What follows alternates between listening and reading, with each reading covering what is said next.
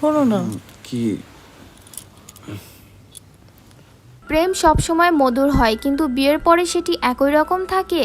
একজন স্বামী কি সত্যি নিজের স্ত্রীকে ধর্ষণ করতে পারে? এমনই একটা প্রশ্ন তুলে ধরা হয়েছে আজ। কিছুদিন আগে মুক্তি পাওয়া হইচইয়ের একটি নতুন ওয়েব সিরিজ সম্পূর্ণা। সিরিজের প্রধান চরিত্রর নামেই সিরিজের নামকরণ করা হয়েছে। মহিলাদের অধিকার নিয়ে লড়াইয়ের একটি সুন্দর গল্প থাকছে আজকের এই সিরিজে। সম্পূর্ণা এই লড়াইয়ে পাশে কি কাউকে পাবে? সে কি এই লড়াইয়ে জিততে পারবে?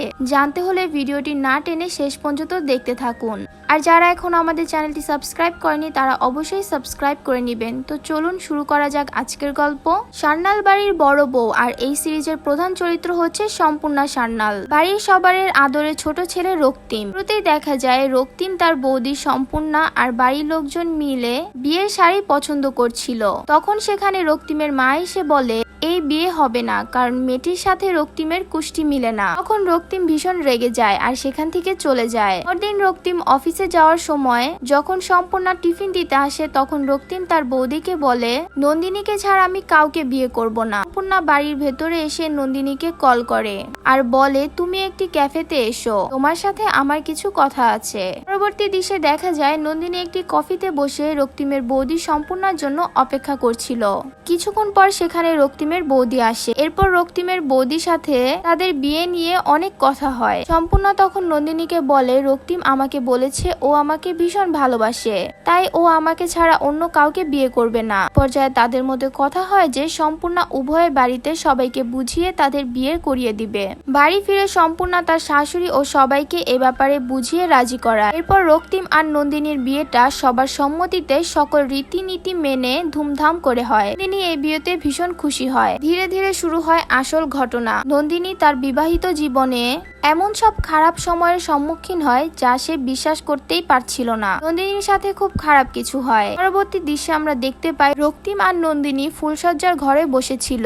এদিকে রাতে হঠাৎ করে কিছু ভেঙে যাওয়ার শব্দে সম্পূর্ণার ঘুম ভেঙে যায়। সে ঘর থেকে বেরিয়ে দেখতে পায় ফুলের টব ভেঙে গেছে। সে দেখতে পায় নন্দিনী ছাদের এক কোণায় এসে দাঁড়িয়ে আছে। সম্পূর্ণা তখন ছাদে এসে নন্দিনীকে দেখে যে সে কাঁদছে। এটা দেখে সম্পূর্ণা বুঝতে পারে যে কিছু একটা সমস্যা হয়েছে। এরপর সে নন্দিনীকে বুঝিয়ে তার রুমে পাঠিয়ে দেয়। দিন নন্দিনী ও রক্তিমের হানিমুনে যাওয়ার কথা হচ্ছিল। সম্পূর্ণা তাদের ব্যাগ গুছিয়ে দিয়ে এসে নন্দিনীর সাথে কথা বলে। নন্দিনীকে বিদায় জানিয়ে সে বাইরে বেরিয়ে পড়ে কোনো কাজে। সম্পূর্ণা বিয়ের আগে একজন ভলেন্টিয়ার হিসাবে সমাজ সেবা করত।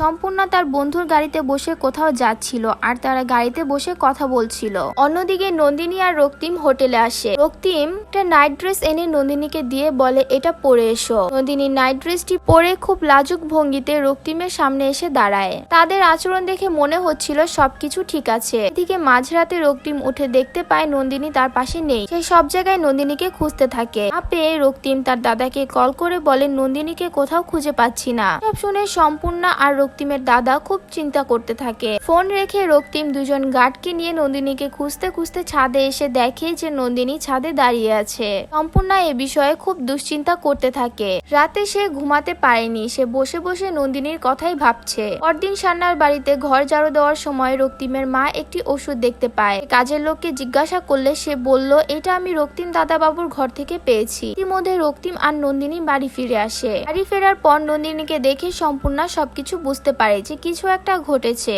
পর সে নন্দিনীকে নিয়ে তার রুমে যায় আর জিজ্ঞাসা করে কি হয়েছে, আমাকে সবটা বলো। তখন নন্দিনী তার শরীরের ক্ষতচিহ্নগুলো সম্পূর্ণাকে দেখায়, যেটা দেখে স্পষ্ট মানুষের কামড়ানোর দাগ মনে হচ্ছিল।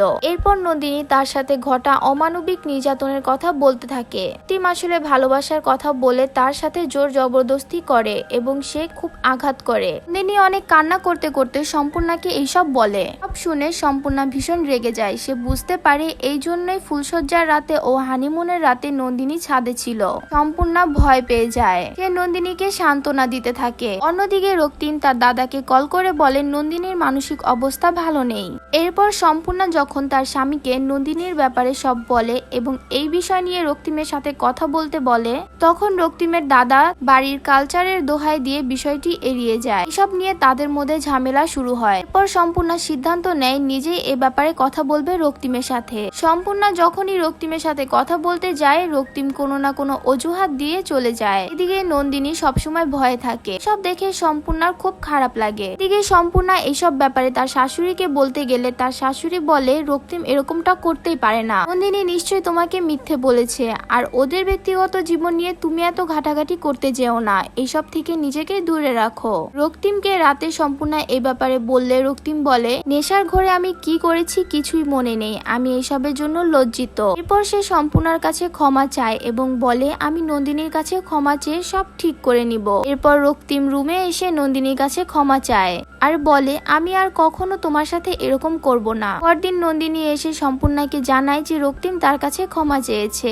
আর বলেছে সে এমনটা আর কখনো করবে না। এদিকে রক্তিম নন্দিনীকে নিয়ে আলাদা ফ্ল্যাটে শিফট করার কথা। সম্পূর্ণা একটু চিন্তিত হয়ে নন্দিনীকে বলে, আমি তো বাইরে যাব, তোমাদের সাথে থাকতে পারবো না, তুমি সবটা একা কি করে সামলাবে? নন্দিনী বলে, তুমি চিন্তা করো না, আমি সবটা সামলে নেব। এরপর সম্পূর্ণা কিছুদিনের জন্য বাইরে চলে যায়। অন্যদিকে নন্দিনীরা নতুন ফ্ল্যাটে শিফট হয়ে যায়। সম্পূর্ণা কিছুদিন পর বাড়ি ফিরে আসে। হঠাৎ রক্তিমের মা সম্পূর্ণাকে এসে বলে, রক্তিম আমাকে কল করে জানালো নন্দিনীর অ্যাক্সিডেন্ট হয়েছে, নন্দিনীকে নিয়ে হসপিটালে ভর্তি করা হয়েছে। এটা শুনে সবাই মিলে হসপিটালে চলে যায়। নন্দিনীর আঘাত দেখে সম্পূর্ণার সন্দেহ হয়। সম্পূর্ণা বাইরে বেরিয়ে রক্তিমকে জিজ্ঞাসা করে, এইসব কি করে হলো, তুমি আবার কিছু করনি তো নন্দিনীর সাথে? রক্তিম বলে, আমি কিছুই করিনি। এরপর রক্তিম মেডিসিন আনার কথা বলে সেখান থেকে চলে যায়। এদিকে নন্দিনীর জ্ঞান ফিরেছে শুনে সম্পূর্ণা দ্রুত কেবিনে চলে আসে। এসে নন্দিনীকে জিজ্ঞাসা করে কি হয়েছিল। নন্দিনী তখন বলে, রক্তিম তাকে টর্চার করছিল শারীরিক সম্পর্কের সময়, রক্তিমের থেকে পালানোর সময় পড়ে গিয়ে আমার অ্যাক্সিডেন্ট হয়ে যায়। এরপর নন্দিনীর আবার জ্ঞান হারিয়ে যায়। ইতিমধ্যে সেখানে পুলিশ এসেছে তদন্ত করতে। সবাই জিজ্ঞাসা করে কে অভিযোগ করেছে, আমাদের কেউ ফাঁসানোর জন্য অভিযোগ করেছে, এটা আসলে একটি অ্যাক্সিডেন্ট।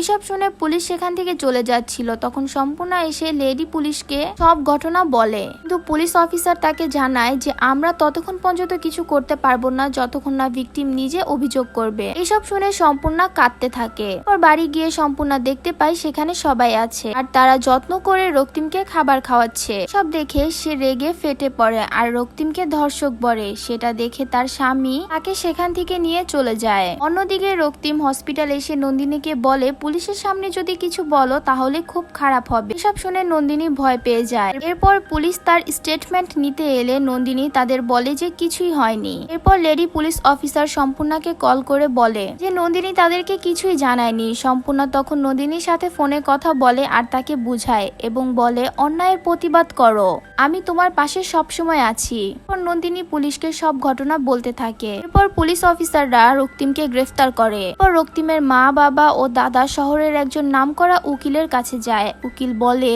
তারা নন্দিনীকে বুঝিয়ে কেসটি উইথড্র করতে বলেন। সবাই যখন রক্তিমকে বাঁচানোর জন্য মরিয়া হয়ে উঠেছে, সম্পূর্ণা তখন নন্দিনীকে ন্যায় বিচার পাওয়াতে সাহায্যের চেষ্টা করতে থাকে। সম্পূর্ণার শাশুড়ি ও তার স্বামী তখন নন্দিনীর বাড়িতে যায়, গিয়ে তার বাবা মাকে বুঝায় যে নন্দিনী যাতে কেসটি উইথড্র করে নেয়। কথা শুনে নন্দিনীর মা হসপিটাল এসে নন্দিনীকে বলে কেসটি উইথড্র করে নিতে। এদিকে সম্পূর্ণা বাড়ি ফিরে দেখতে পায় তার বাচ্চা হচ্ছে না কেন এইসব বিষয়ে কথা বলছে। সম্পূর্ণা তখন রেগে গিয়ে রক্তিমের অন্যায়কে সাপোর্ট করার জন্য সবাইকে কথা শোনায়। সব শুনে সম্পূর্ণাকে তার স্বামী বাড়ি থেকে বের হয়ে যেতে বলে। এদিকে রক্তিম ভালো সাজার নাটক করতে থাকে নন্দিনীর সাথে। দিনের জন্মদিনে রক্তিম তাকে বাইরে নিয়ে আসে ডিনার করাতে। সেখানে সম্পূর্ণা ও তার ফ্রেন্ড স্মিতা লুকিয়ে দেখা করে। তারা নন্দীকে নিয়ে স্মিতার এনজিওতে আসে, যেখানে আগে থেকে অপেক্ষা করছিল রক্তিমের এক্স গার্লফ্রেন্ড। সে নন্দিনীকে জানায় তাদের ব্রেকআপের কারণ হলো রক্তিমের এই সেক্স ভায়োলেন্স।